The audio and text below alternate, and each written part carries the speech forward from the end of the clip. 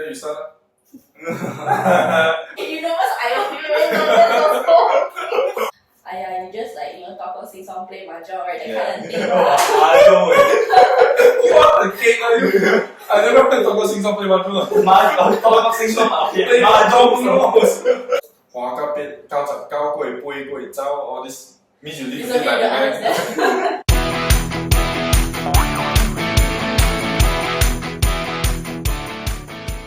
Welcome back to another episode of Two Guys One Room. So today we are joined by Carmen. we get another girl. It's not just guys The anymore. second one, yay! So basically Carmen is a candidate that I'm that I met. Yeah, not really mad. We didn't even meet, yeah. Yeah, we didn't even meet, but I think it's kind of through work. Through work. I called her. This is your first time meeting her. Yeah, Wow. in person, yeah. In person, Yes. We met through A video call. with his superior next to him. Yeah, because when I called her, right, I was still interning. Oh. Then my superior was right beside That me. was quite a while ago lah. I was stuttering a lot, that call. Usually I won't stutter, and then suddenly when I see her, wow. Yeah, but since then, Carmen has actually switched quite a few jobs. Mm-hmm. She started with Dave. I started working in the finance industry, and then I moved on to gamification, and then now I'm currently in special needs field. So that's like a perfect segue into our topic today, which is like the big taboo that you're not allowed to switch industry, to switch jobs so often. Yeah, wait, every time I Every switch, year. not me like you. Every time you switch, right, I'm pretty sure someone around me is like, wait, why you keep switching jobs? My CV not nice, and shit like that. Don't need to talk about that. He also, all of my friends. I only resigned once. No, you guys give me so much shit. Oh yeah, Switching true. jobs. Every episode he needs to say something about it. And it's always the same thing. The problem is him, not the company. It makes me feel so good inside. A lot of people actually, like our parents, even like our friends, and even people who are looking for like the employers, they're always telling us, oh, you shouldn't switch jobs, you should stay loyal. Because I think that was like during our parents' time. Yeah. Like for my dad, he didn't switch jobs for like 20 over years. Like, for as long as I've been alive, he's same company. So they have a very different mentality. But for us, I think we're looking for different things. Which is why it was really, really interesting when Josh mentioned that you've actually switched a couple, like me, almost like Every year. I change every year. Oh, you Almost changed every year. 3 in 1 year. it's not that bad lah. For me, definitely like my parents will say like, why are you like constantly changing job? Like even my brother, because he was in the property industry throughout like 5-6 years. So it was like very surprising to them, like, oh, why are you changing job again? So I mean, it's normal for them to have this kind of mindset, but when I actually sat down and talked to my mom about it, like, what's your point of view of like me constantly changing job, and what is your point of view if you're having this sort of employee, like work for a year and then you leave. So of course, for an employer, you would definitely want someone who can stay on, because I mean, all the job is already like assigned to you already, and suddenly told me, oh sorry, I'm gonna leave already, like in 2 months time. So as an employer, definitely they wouldn't want someone like that. But from an employee point of view, is that like from my point of view, it really depends. Like for me, if I think that my learning is already enough, or I feel that I'm not learning anything anymore, then why would I want to stay? Yeah, so that is what I thought when I was working in like my finance industry, and like gamification one as well. So like for the finance one, I really felt that there's nothing more I could learn. I mean, like interpersonal relationship is something that you can learn like throughout the whole life. It's not just in that industry. And then they were like telling me, oh, there's a lot to learn about. You can learn about the market, like this and that. But I was thinking like, oh, if I want to learn about market, I can like just be a normal person. Like I don't have to be in this industry to understand how like finance and whatever works, right? So it's not very convincing enough for me to stay on in that job. So after that, I decided to leave, and going into the gamification company is that I wasn't very, very interested. I was thinking, oh, okay lah, a bit related to psychology. I was trying to convince myself that I will like this job, but normally, because I know myself very well, so if I were to set a timeline for myself that I'll be in this industry for like maybe 1 or 2 years, then I know that I'm actually not very, very interested. So every day at work, I would start asking myself, is this something I want to do in the next 5 to 10 years? Then I was like, my answer is always no. But as much as I want to convince myself, I just couldn't. I was like, how can I, like, you're passionate when you start questioning yourself, how can I do better at this job? I don't ask this question every day. I try to ask myself, like, but I'm not interested in this job. Why would I even bother to ask myself this kind of question? But it's very different when I landed in this special needs job, because I'm constantly asking myself, how can I, strive better in this job? How do I help to add value into people's life? How can I do better in this job? So these are the questions that I constantly ask myself every day, even though sometimes it's very exhausting, because like when you're dealing with people who are in this kind of situation, it can be quite tiring.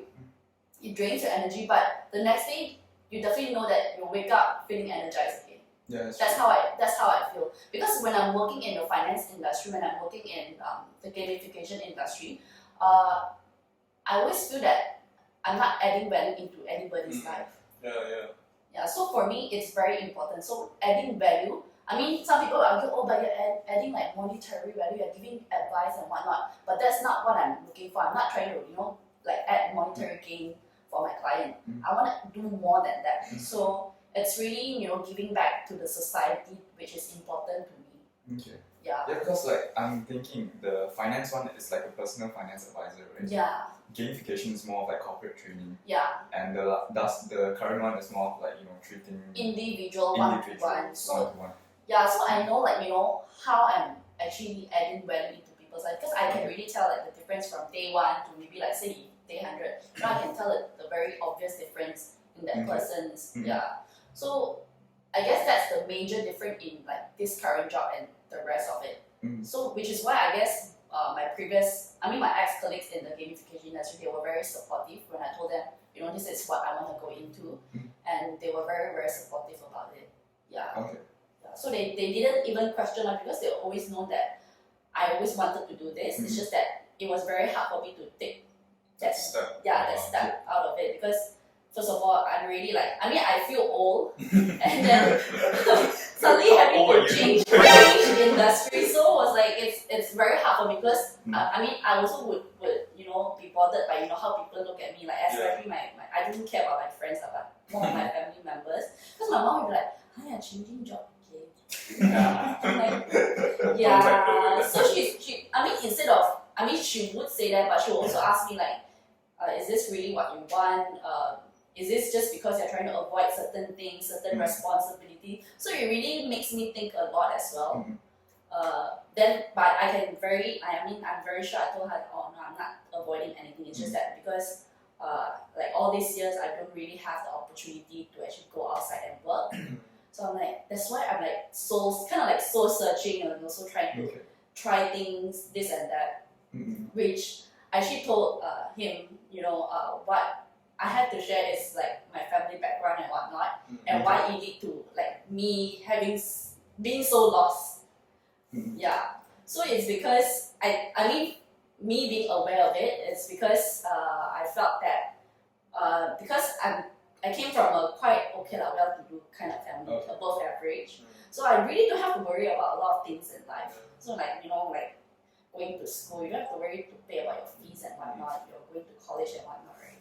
I don't even have to worry which uni that I have to apply to. Even the whole process, I don't have to worry about it, because my parents will settle everything. So on a daily basis, allowance and whatnot, nothing to worry about. So even when it comes to internship, right, because Monash, it's not a requirement for you to do it.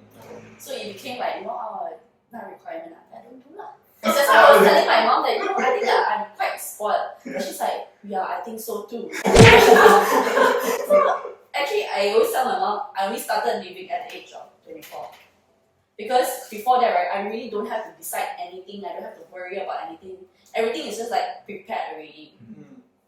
So it's when I left uni, coming out like to workforce and whatnot. My mom was like, maybe you should like come and work with me. Then I'm like, no, but I'm not interested in your sort of business. My mom is doing like pure boiler. So after that, she's like, why not just come and try? So I was like, can I only give myself 3 months? So that's why I see, when I go into a business that I don't like, I always set like a timeline. Yeah. Okay, 3 months, 1 year, 1 or 2 year kind of thing. I'm like, okay, not 3 months. So after 3 months, I left because I really don't like it. I'm not doing anything.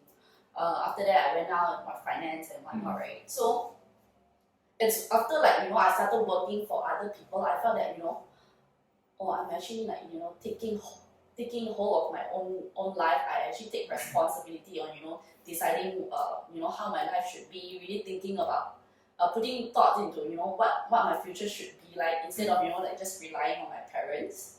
So I think it's something very liberating, something very different for me. Yeah, because all this while my parents have always been providing us, and then I'm like, okay lah, no need lah, chill lah. Yeah, that kind of thing lah. So it's at one point, even when I was working, my mom was also still kind of providing, but it was one day when my mom was like, do you think I should take your debit card back? Then I'm like, GG. I was like, my heart said no, but my mouth said yes. Then I say it's a good idea.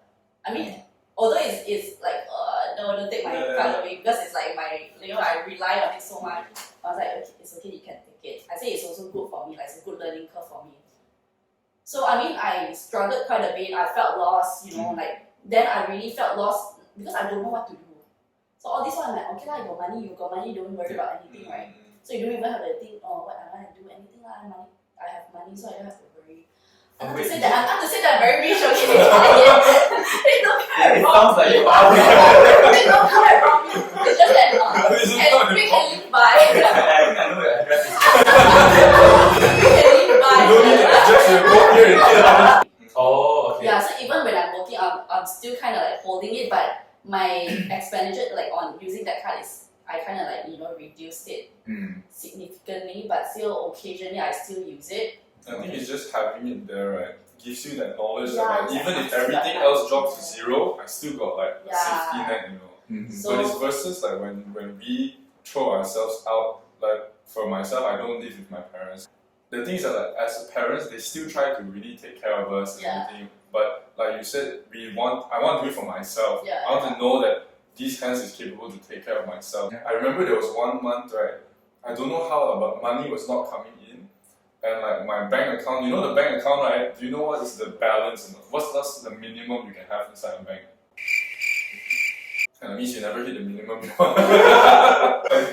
Oh really? 20 means they don't let you take back out already. You must maintain 20 bucks. But that's different for different type of banks. But most of the ones that I've tried, all minimum 20. So that month, my bank left 20 and my wallet left 20. So, and I still have 10 days of the month. I still need to survive. Okay, 1 day, 2 months. 1 day, 2 bucks, so Drink water. I know that if I just choose and ask for my parents, they will give. But I don't want to do that. So I just make sure that it forces you into a corner. And when we ourselves force ourselves into a corner, that's the only time that the brain is we really think of survival mode. Exactly. Because as long as the debit card is inside the pocket, right, you will think never be sure because you know that it's there. It's there, I don't really sure. Similar to you in the sense that my parents did provide everything for me, and I feel super privileged because not we're very super rich, but we don't need to worry. Hashtag don't rob us. Don't rob us. It's more of we don't have to worry much. Provided for, actually since when we're young till uni, everything's provided. You don't have to worry much. No need to go bank pinjam money for uni or things like that. Yeah, so things like this are what we say would be blessed. Blessed In a way, yeah. But again, I think we three share a very similar mindset in which we're, Justin and I resolute to staying away from the family just to find that independence and to support ourselves. You is more of taking away the debit card by your mom actually, and that's how everything started. Yeah, that's how I think that's where my learning curve became really, really very steep. Because or else you see my learning curve be there, so it was at that point where my learning curve really just shot up, and I went through a lot. I started questioning, what do I really want to do in life? And I think also because of how I was brought up. So how some certain people I want to earn money. this and that, this and that. I mean, depending on their family background, if they might come from a very rich family, but if you see normally, I'm not generalizing, but it's just that normally if you see people like that, it's because, you know, for them, they really needed the money. So to them, it's like, I just want to earn money. I can do any form of business. But maybe because we are quite privileged and whatnot. So my direction, it's very different from other people. So instead of, you know, just thinking, oh, I want to earn money, for me, it's really most important is to add value to people's life and contributing back to the society lah. So like when I talk to my friend always tell me, this kind is the rich people kind of mindset. You think you're worth all the time to help other people. Like when I think about it, I mean it's kind of true in a way, but yeah, because my friend, I have a lot of friends who are not so privileged where they really have to, you know, take care of their family, they have to pay everything, you know, they have to pay for their mortgage and whatnot, and then or else, you know, they really just gonna live off the street already. Yeah, so I would say we are very privileged, and you know, it's because of that, then my mindset towards career has really, it kind of shaped my mindset towards, you know, how I see my career and whatnot. Yeah, so if you ask me to do business, right, I can honestly tell you that I cannot do any form of like, you know, like business. If you ask me to open like a business to do whatever technology kind of thing, it's impossible for me to do it. But if you were to tell me that, you know, okay, this is, you know, something that, you know, contribute back to society, how we add value to people's life, then then that kind of business I can do. You mentioned a lot about adding value to people's life. And I resonate so much with that, you know. I want to counsel that. Adding value to people's life. Oh my god. Yeah, I totally understand where you're coming from, but at the same time, your previous two jobs, personal finance, that's also adding value in a way, you know, giving them the right products. But the thing is that I really resonate with you, Carmen, because that has always been what I say in every freaking job. And so many people don't understand that from my perspective. And the thing is that, like, again, like you said, I have had this ball thrown at me like you privileged you rich your family. Then it's like it has taken quite a few years for me to come to that acceptance that like fine, I do come from a privileged family where I really don't need to worry about a lot of different things. But those are the cards that I have been dealt. And for a long time I was running away from that. I don't want to tell people that my parents, not to say, again, they're not rich. I cannot say that. But I don't want to let them know that I'm privileged, because then it's like they will completely write off everything that I'm doing. And that has happened to me so many times, and to me that hurts. It's a different type of like struggle that we go through, but I feel that once I have really accepted that, you know, my family is good already, so then I can focus on other stuff, and that is why I chose to focus on like the work that I do. It really needs to, I need to know that there's value to it. That's why even like I resonate with so much of it, even when you said that when you help the kids, it's tiring. So much EQ drains just like water, you know. But the thing is that like the next time I need to see her, I'm so pumped up, I'm so excited to go back again, because every time I see her, I see little bits of improvement. And I hear from the parent there's little bits of improvement, and that drives me like so much, rather than like if I was in a corporate setting, they say, oh, you hit target, I was like, okay, look, you target, next one you're gonna make me hit it again, there's no point, right? And it really resonated with that, like the value part of it. What was the question again? Yeah. That's good.